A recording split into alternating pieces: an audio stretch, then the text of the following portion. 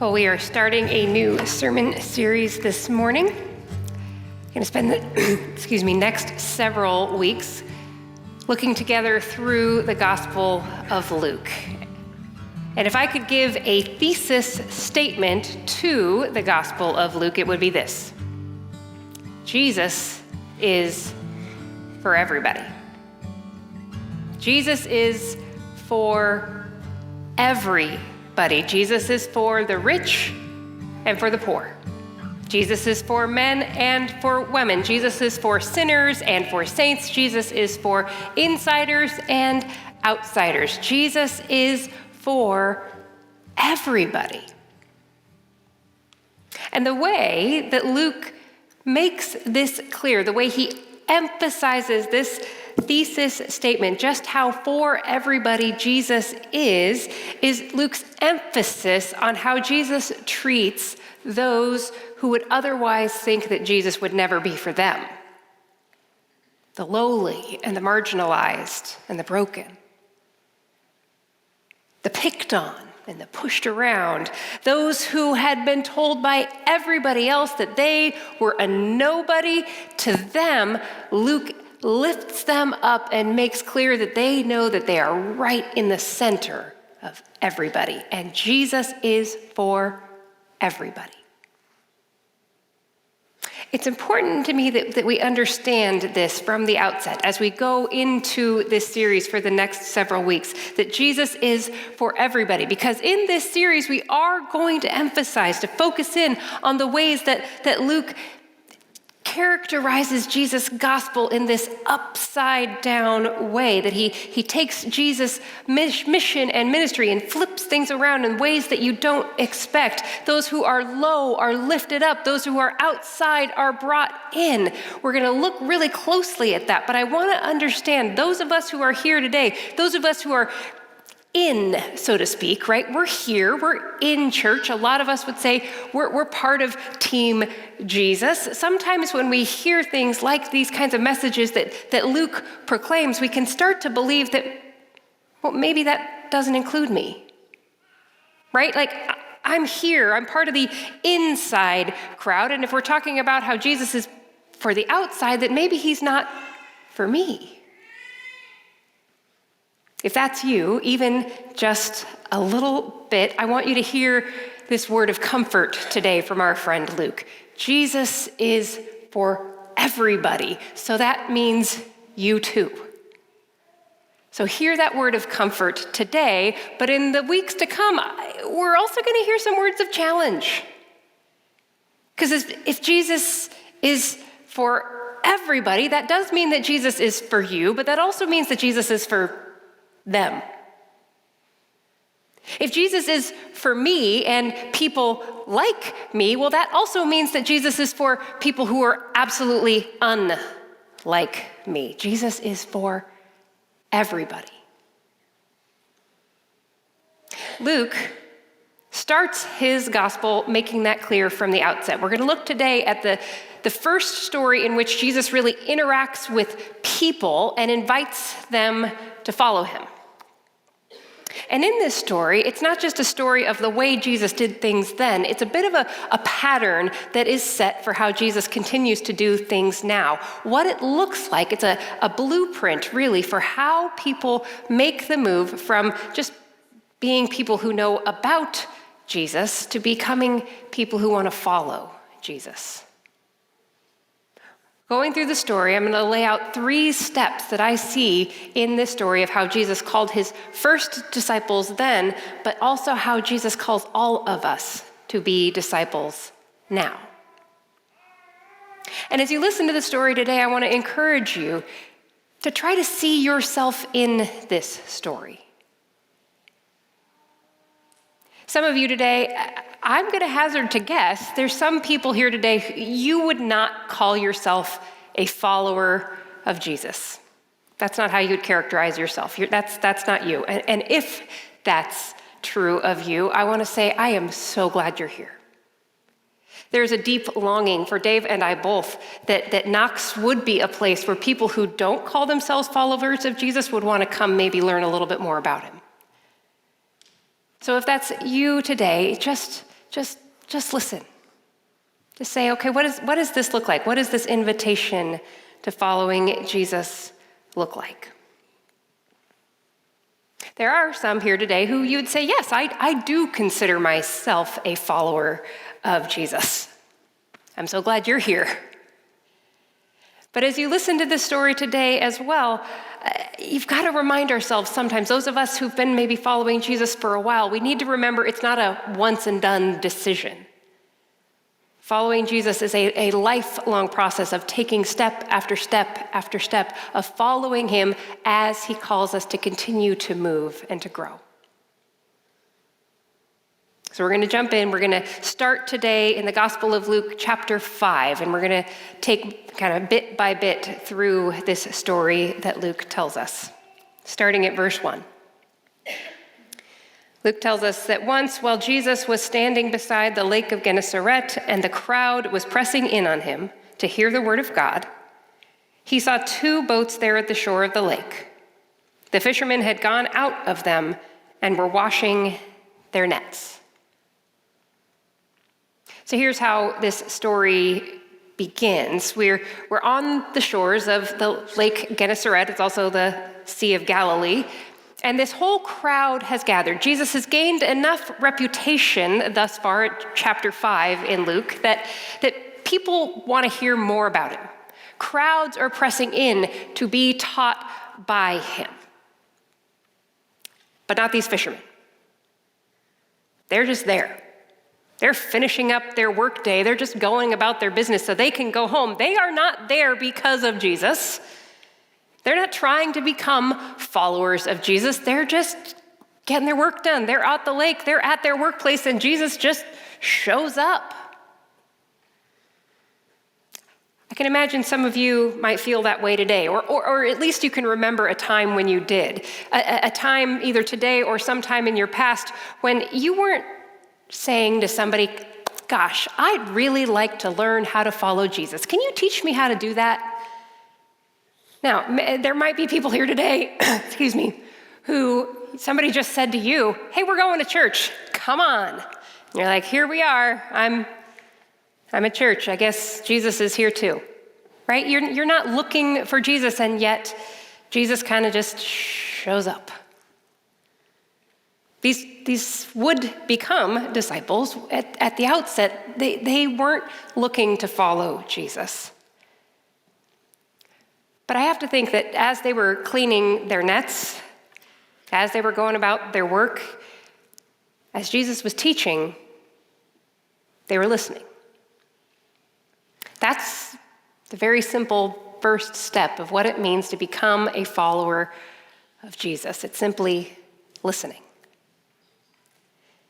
These guys were not disciples from the start. They had no idea what they thought about Jesus, but they were willing to listen.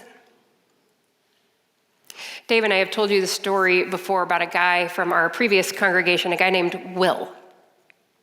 And Will, I would say probably 10 years ago, certainly, he would have called himself the furthest thing from a follower of Christ. Will wanted nothing to do with any church. He'd grown up in a church, had some pretty negative experiences, some deep pain and hurt, and so he wanted nothing to do with any of it. But Will started dating Laura, eventually got engaged to Laura, and Laura was a committed follower of Christ, and she was a member of our church, and she said to Will, I want you to come to church with me. At the time, we had a Sunday evening service, so years later, once we became friends with Will, he admitted to us that for the first several times he came to church, he went to the bar first and got himself some liquid courage to be able to come to church. Not a strategy he or we necessarily recommend, but that was his reality. He was so nervous to even step into a church. But he did, and he came, and over time he began to listen. And over time began to feel like maybe Jesus was talking to him. The first step in becoming a follower of Jesus is simply to listen, to open your mind and your heart to that possibility that maybe Jesus might have something to say to you. Luke continues. I'm going to jump in at verse 3. It says, he, being Jesus, got into one of the boats, the one belonging to Simon, and he asked him to put out a little way from the shore. Then he sat down and taught the crowds from the boat.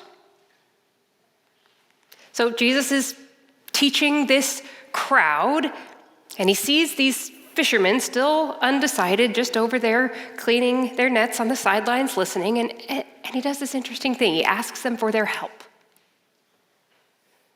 Jesus gets into one of their boats, the one belonging to Simon, and Simon helps push him out into the water a little bit so he can keep teaching that crowd. In essence, what Jesus is doing here is he asks Simon for a microphone. The acoustics of the area were such that the crowd could hear him better if he went out a little bit into the water and taught them from there. It's actually a phenomenon you can experience even now if you go to that region of the world. So basically what Jesus is doing here is he's forming the very first AV team, right? And he asks Simon to be a part of it. But what I want you to notice here, what's more important is not what Jesus asks Simon to do, it's that he asks him to do it at all.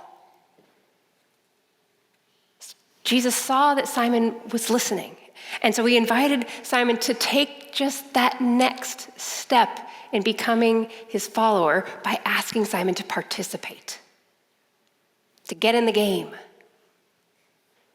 Jesus doesn't pull Simon in closer and say, hey, keep listening to me. What he says is, help me.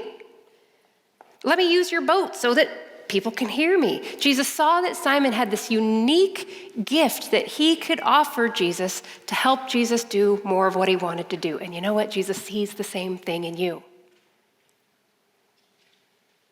The journey in becoming a disciple, a follower of Jesus, goes first from listening, and then as you continue to listen, the next step is to participate. We all have things in our lives that we can offer to Jesus that will grow our faith and help him in his mission. Our time, our energy, our love, our compassion, our money, our gifts, our talents. You will be amazed at what God can do when you give him just a little bit of what you've got. And the reality is, you won't grow in your faith unless you do. If you keep standing on the sidelines as a listener, eventually you're going to get bored. Your faith will grow stale, and you'll give up. The next necessary step in the journey of discipleship, of following Jesus, is to participate. And listen, these aren't steps that you do one and then you move on to the other one and step one's all done. They all happen at the same time. If you stop listening, you're no longer a disciple. You're going to stop growing. But participating is that second step. And if you stop participating, if you keep staying on the sidelines and not jumping in and getting involved, again, you're just going to stop growing. You've got to listen, participate, and then there's a third step. I'm going to go back to the story, starting at verse 4. When he had finished speaking, he said to Simon, "Put out into the deep water and let down your nets for a catch." Simon answered, "Master, we have worked all night long, but have caught nothing." So again, they were listening to Jesus preach beside the lake. They let Jesus use their boat to keep preaching in the lake, and then Jesus asked them to do this crazy thing. He asked Simon to do something that didn't make any sense. See, Simon, remember, he is a professional fisherman. He knows what he's doing, and he knows that professional fishermen, they go fishing at night. At night, the fish come up to the surface of the water to eat, so it's really easy to catch them with a net. Sun comes up, fish go down. Try to catch them with a net, you're going to catch water. And even still, they had fished in that part of the lake all night long when the fish were supposed to be there, and they didn't catch anything. So Simon's pretty good at his job. He knows this isn't going to work. Jesus is asking them to do something ridiculous. So Simon has a choice to make. Since what Jesus is asking him to do sounds to him to be a little crazy, he has to choose whether or not he will trust. And that is the next step in the journey of becoming a disciple. We listen, we participate, and then as we take those steps of knowing and following Jesus, we are going to be presented with opportunities for us to trust. It will happen. That as you listen, as you grow closer to Jesus, he will come to you and ask you to do things that, at least at first, don't seem to make a lot of sense. Things that you may not want to do. Things like make time and space in our always on the go world to stop and to be and to gather with the people of God for worship. Things like put down your phone and stop the endless scroll to pick up God's word and to spend time to be still and to know that he is God. Things like fight for justice, speak up for the oppressed, to love and welcome the outsider, like give away money for God's work in the world. In reality, these are things that don't make sense. We don't have time, we don't have money, we don't have bandwidth, we gotta just keep going. But Jesus comes and he asks us to do these things that don't make sense. And so that's why the next step in that journey of discipleship is to make the choice to believe that if Jesus is the one who's asking you to do it, he's got a good reason for it. It's making that choice to trust. Here at Knox, one of the ways that we offer that opportunity to trust is through extending the invitation to attend a 3-day retreat. It's called the Great Banquet. And I've asked my friend Kayla Mugford here today to share with you her journey of saying yes to that invitation.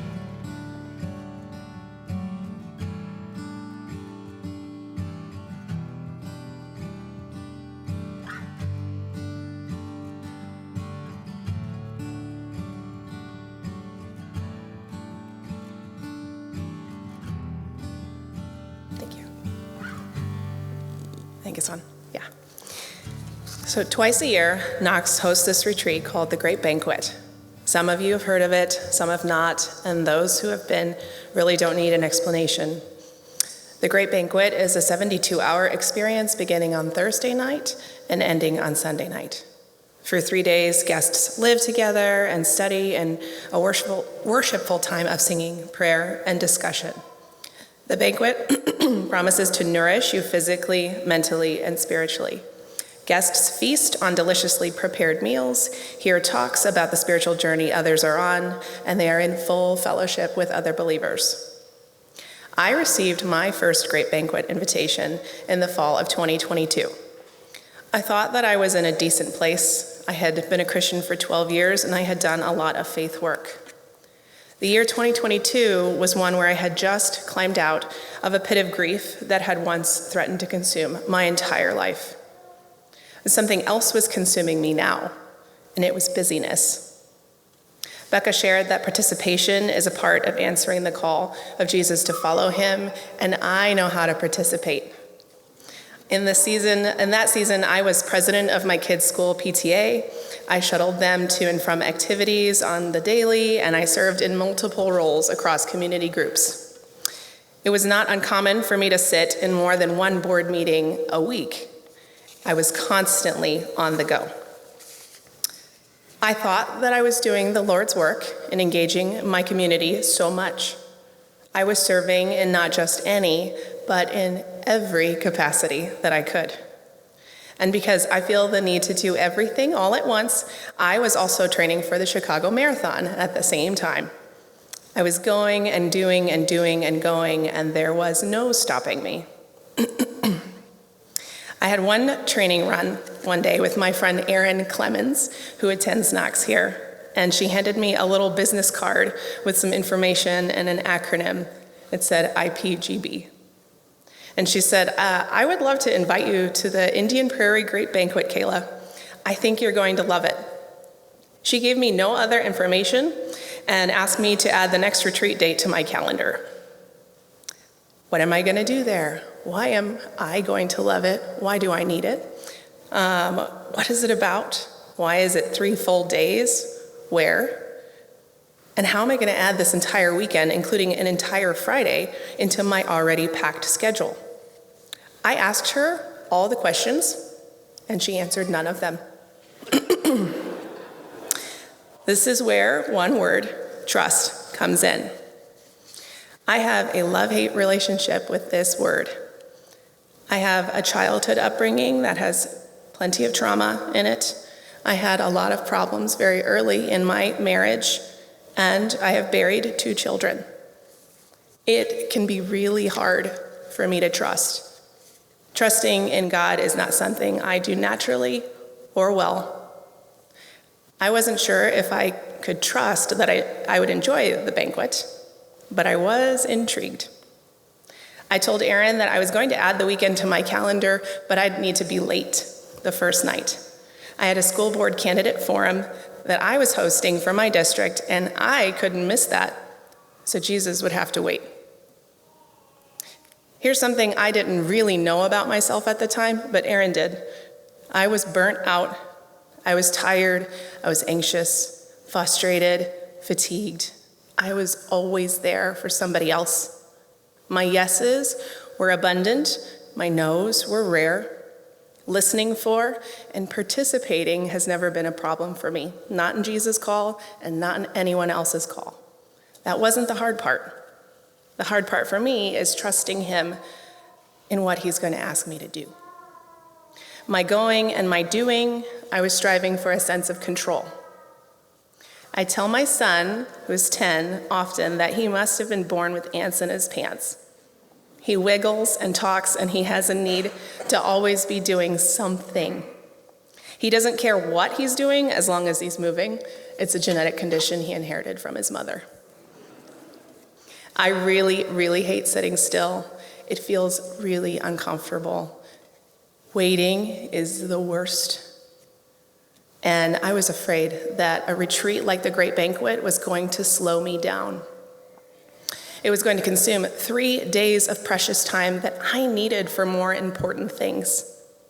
I did not trust that God could do better with my time than I could. What did Jesus ask me to do during Great Banquet that did not fit with my need to be busy and constantly on the go? He asked me to slow down and rest.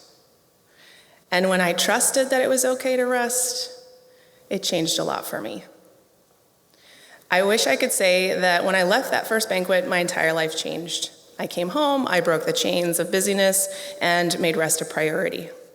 And my husband wishes that I'd been cured of my chronic case of FOMO, which is a fear of missing out for those who don't know. I'm going to suffer for that forever. Change did not happen overnight, no, but I can say that those 3 days slowed me down just enough to get some clarity. These days, I no longer say yes to everything. I did step back from all of those board positions that kept me away from my family in the evenings. I shed the shame that was the driver behind all my yeses, because that's what was driving me, was shame. It was shame, guilt, and the need to be perfect. What drives me now is trust, rest, and the rest that is good and necessary so I can give my best yeses when I do give them. Since that spring of 2023, I have been to banquet 3 more times. Each time is so different than the last. Each time I say yes to participating in Jesus' call, I gain fresh insight into what he wants for my life. I don't have to do it all alone or prove myself to anyone. And just like the fishermen Jesus noticed in the boats, that weren't doing it all or proving themselves. They were just living, listening, participating, and they trusted Jesus for their next steps. So my hope is that you will do the same as you consider attending the next one coming up. I promise you won't regret it. Thank you.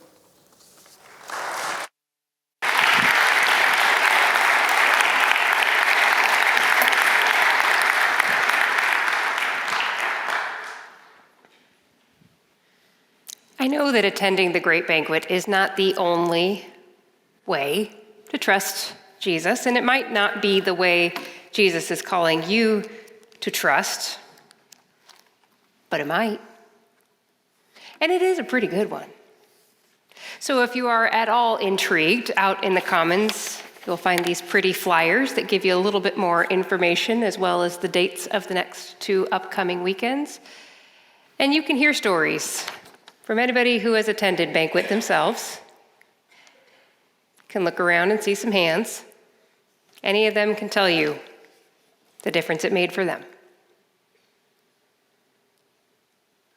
But whatever the call is, trusting Jesus means choosing to believe that if Jesus is the one calling you to do it, he's got a good reason for it.